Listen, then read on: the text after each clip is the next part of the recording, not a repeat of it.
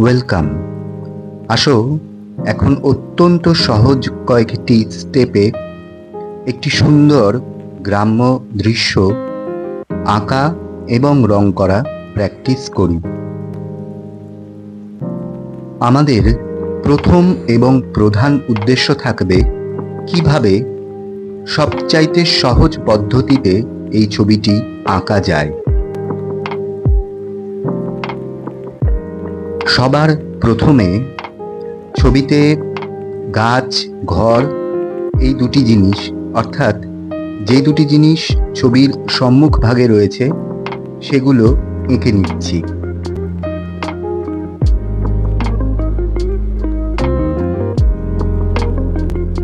ঘর আঁকার সময় খালি হাতে অর্থাৎ স্কেল ছাড়া ড্রয়িং করা হচ্ছে, কোনো রকম স্কেলের ব্যবহার ছাড়া। শুধুমাত্র এই হরাইজন্টাল লাইনটা করবার সময় স্কেলের ব্যবহার করা হলো।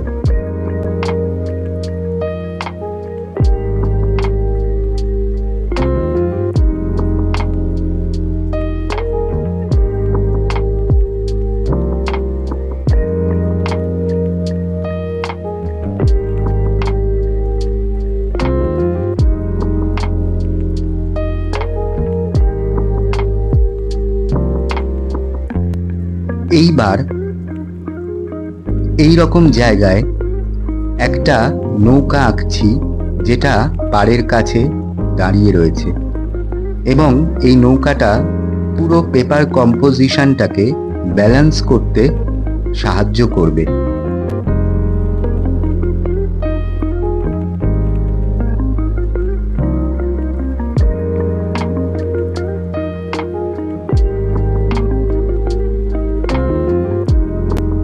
প্রথম স্টেপে ড্রয়িং করা শেষ, এবার রং করার পালা। দ্বিতীয় স্টেপে রং করবার সময় প্রথমেই হালকা নীল রং দিয়ে একটা আউটলাইন ড্র করে নিতে হবে, এবং এর উপরিভাগে এই নীল রংটাকে শুধুমাত্র ভর্তি করব।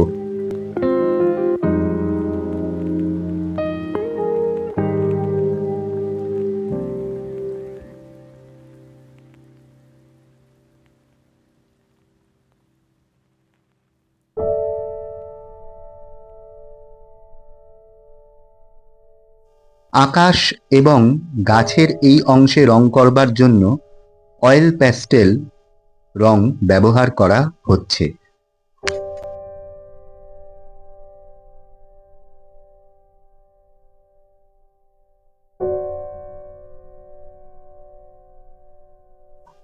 গাছের পাতায় প্রথমে ডার্ক গ্রিন, তারপর লাইট গ্রিন, এবং সব শেষে দেব লেমন ইয়েলো।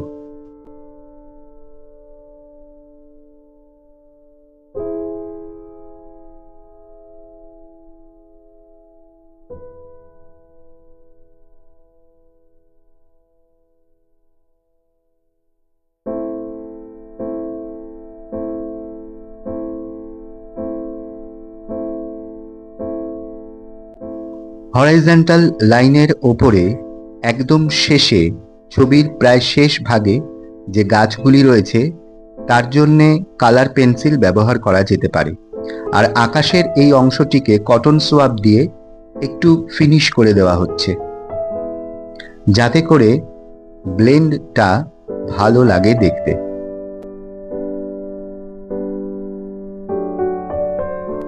সামনে ঘরের পিছনে যে কলা গাছটি রয়েছে তার পাতাতেও হালকা সবুজ রং করা হচ্ছে কালার পেন্সিল দিয়ে, অর্থাৎ কিনা যে সমস্ত ছোটখাটো জায়গাগুলো রয়েছে যেখানে কালার পেন্সিল দিয়ে করা সুবিধা, সেই অংশগুলিতে আমরা অনায়াসে কালার পেন্সিল ব্যবহার করতেই পারি।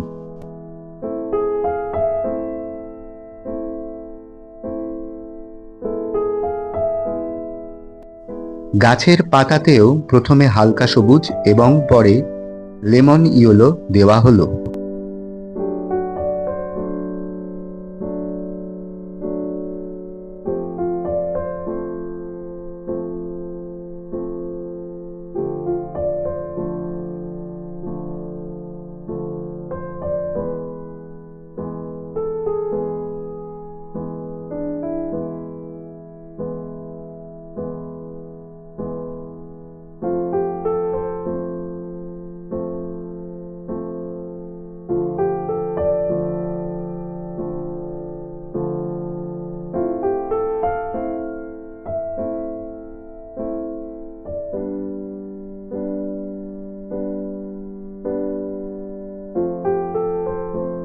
হরাইজন্টাল লাইনের ওপরে এই দূরে যে গাছগুলি রয়েছে তার জন্য ব্যবহার করা হচ্ছে ক্রেয়ন কালার। প্রথমে নীল, তারপর এমেরাল্ড গ্রিন এবং সবশেষে লেমন ইয়েলো, এই তিনটি রং পিছনের গাছগুলি করতে ব্যবহার করা হবে।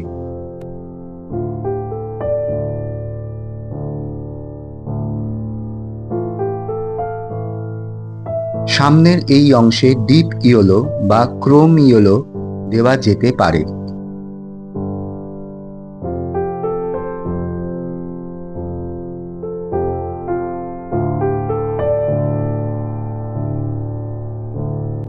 গাছের এই অংশে আবার ব্যবহার করা হচ্ছে কালার পেন্সিল, অর্থাৎ মজার বিষয় হলো oil pastel, crayon, colour pencil এই তিনটি রঙই একদম স্বতঃস্ফূর্তভাবে একটি ছবিতে ব্যবহার করা হচ্ছে।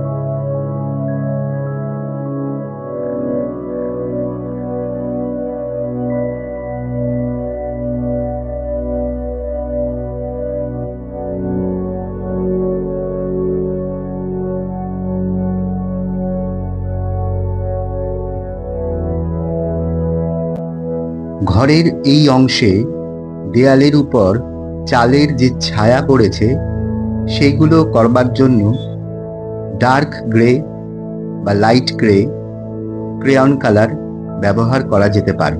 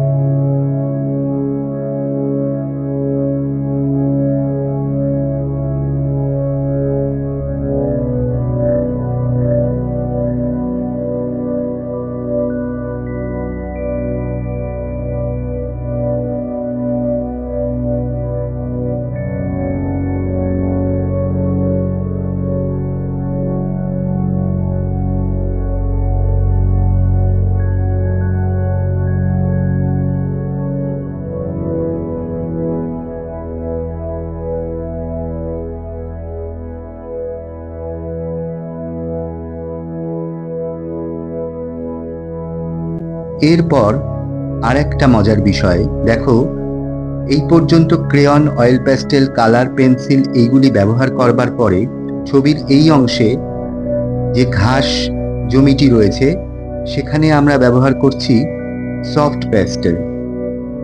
এই সফট প্যাস্টেল রংটি ব্যবহার করা অত্যন্ত সহজ এবং খুব কম সময়ের মধ্যে অনেকটা পরিসর খুব অনায়াসে রং করা যায়। এবং সফট প্যাস্টেল ব্যবহার করলে দেখবে সময় অনেক কম লাগছে, খুব কম সময়ের মধ্যে অনেকটা জায়গা কিন্তু রং করা হয়ে যাবে।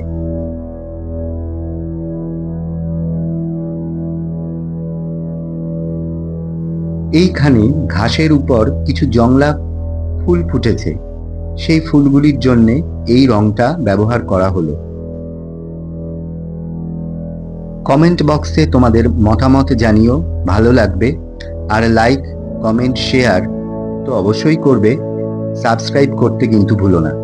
এবার ছবির সবথেকে মজার বিষয়, মজার অংশ, মাস্কিং টেপ খোলার পালা।